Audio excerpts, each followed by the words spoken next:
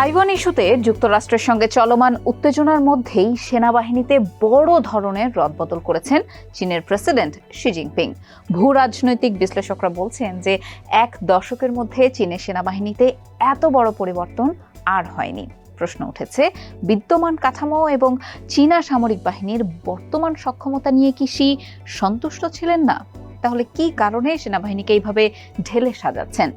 আল জাজিরার একটি বিশ্লেষণধর্মী প্রতিবেদনের আলোকে আমরা এইসব প্রশ্নেরই উত্তর খোঁজার চেষ্টা করব আজকের প্রতিবেদনে। আপনাদের সাথে আছি আমি মোহনা হোসেন। চীনের সেনাবাহিনী পুনর্গঠনের সবচেয়ে অপ্রত্যাশিত উপাদান ছিল স্ট্র্যাটেজিক সাপোর্ট ফোর্স বা এসএসএফ নির্মূল করা। শি জিনপিং এর এমন পদক্ষেপে অনেকেই অবাক হয়েছেন। তাইওয়ানের নিরাপত্তা গবেষণা প্রতিষ্ঠান institute for national defence and securities research INDSR research fellow Christina Chen বলছেন যে সামরিক বাহিনীর অন্যান্য বিভাগে সমস্যা ছিল, তাই সেখানে শুদ্ধি অভিযান ও দুর্নীতির তদন্ত হয়েছে। এটা স্বাভাবিক, তবে আমরা এসএসএফ নিয়ে এই ধরনের কোনো কথা শুনিনি, তাই এসএসএফ এর পুনর্গঠনের কোনো ইঙ্গিত ছিল না।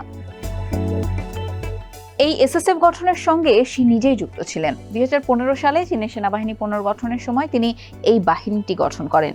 এসএসএফ ছিল বিশেষ এক বাহিনী যাদের কাজ ছিল সশস্ত্র বাহিনীর মহাকাশ ও সাইবার যুদ্ধের ক্ষমতার বিকাশকে ত্বরান্বিত করা এবং সেনাবাহিনীর মধ্যে সেবা ও তথ্য সরবরাহের বিষয়ে উন্নতি করা।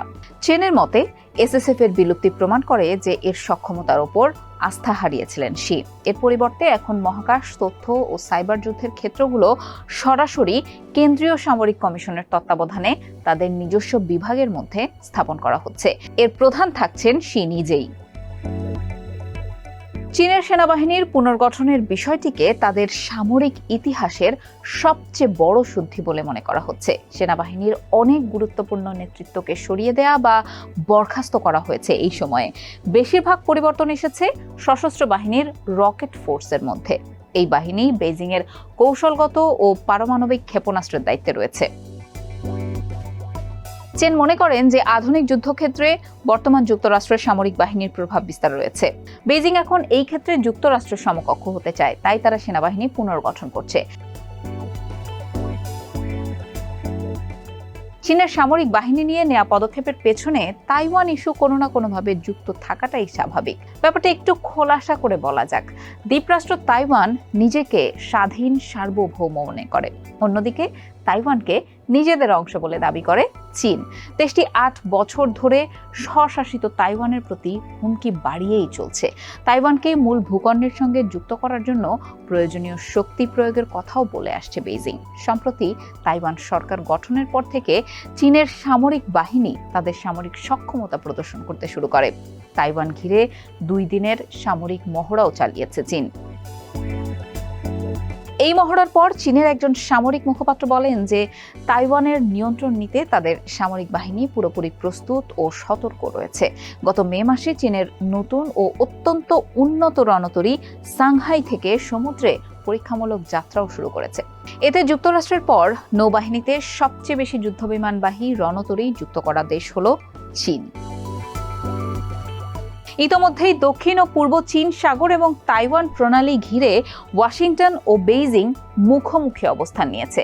সম্প্রতি বেইজিং এর সঙ্গে ম্যানিলার উত্তেজনা নিয়ে ওয়াশিংটন নিন্দাও জানিয়েছে। বেইজিং এর প্রতি অভিযোগ করে ওয়াশিংটন বলছে যে আগ্রাসী আচরণ করে তা আকস্মিক শান্তি নষ্ট করছে তারা। অন্যদিকে বেইজিং এর পক্ষ থেকে ওয়াশিংটনকে এশিয়া অঞ্চলে নাক গলানোর অভিযোগ করা হয়েছে। সামরিক খাতে ব্যাপক রদবদল ও ক্ষমতা বাড়ানোর বিষয়ে শি জিনপিং বলেন যে সেনাবাহিনীর ভেতরে অনেক সমস্যা একেবারে গেড়ে বসেছিল, তাই সেখানে পরিবর্তন প্রয়োজন হয়ে পড়েছিল। চীনা সামরিক বাহিনীকে আধুনিক যুগের যুদ্ধে জয়ী হতে সাহায্য করার জন্য নতুন কাঠামো খুবই গুরুত্বপূর্ণ হবে। সিঙ্গাপুরের নানইয়াং টেকনোলজিক্যাল ইউনিভার্সিটির ইয়াংজি নামের এক গবেষক বলেন এটি একটি ধাক্কা হিসেবে এসেছিল। এ থেকে দেখা যায় যে বিদ্যমান কাঠামো এবং চীনা সামরিক বাহিনীর বর্তমান সক্ষমতা নিয়ে শি সন্তুষ্ট ছিলেন না। ইয়াং বলেন, আমরা আগে যা ধারণা করেছি এই তুলনায় রকেট ফোর্স প্রয়োজনীয় সময়ে ততটা প্রস্তুত নয়। এই বাহিনীর পরিবর্তন তারই ইঙ্গিত দেয়। এর বাইরে গত বছর গুরুত্বপূর্ণ অনেককেই সরিয়ে দেওয়া হয়েছে। দেশটির প্রতিরক্ষা মন্ত্রী ও এসএসএফ এর ডেপুটি কমান্ডার লি সাংফুকে গত বছর সরিয়ে দেওয়ার ঘটনা ঘটে।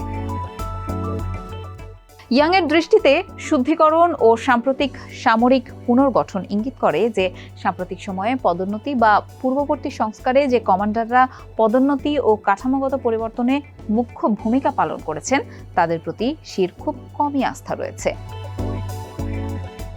সম্প্রতি এক সামরিক সম্মেলনে শি বলেন যে সামরিক কর্মকর্তাদের, বিশেষ করে জ্যেষ্ঠ স্তরের কর্মীদের মর্যাদা একপাশে সরিয়ে রেখে তাদের ত্রুটিগুলোকে স্বীকার করার সাহস থাকতে হবে।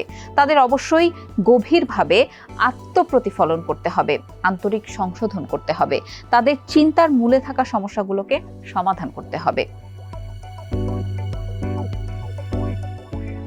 চীনের এসব পদক্ষেপ মোটেও ভালোভাবে নিচ্ছে না তাইওয়ান। বিশেষ করে তাইওয়ানকে নিজেদের করে নেয়ার যে হুমকি চীন দিচ্ছে তার কড়া জবাব দিয়েছে তাইপে। রয়টার্সের এক প্রতিবেদনে বলা হয়, তাইওয়ানের প্রেসিডেন্ট লাই চিংতে বলেন যে তাইওয়ানের জনগণকে শাস্তি দেওয়ার বা তাদের অধিকার খর্ব করার কোনো এখতিয়ার নেই চীনের। তাইওয়ানের স্বাধীনতার কট্টরপন্থী সমর্থকদের মৃত্যুদণ্ড দিতে চীনের হুমকির পরিপ্রেক্ষিতে গত সোমবার তিনি এই কথাটি বলেন। তাইপেতে প্রেসিডেন্টের কার্যালয়ে লাই চিং সাংবাদিকদের বলেন যে চীনের উচিত তাইওয়ানের বৈধভাবে নির্বাচিত সরকারের সঙ্গে কথা বলা এবং দেশটির অস্তিত্ব স্বীকার করে নেওয়া। তা না হলে দুই পক্ষের মধ্যে সম্পর্ক আরও খারাপ হবে।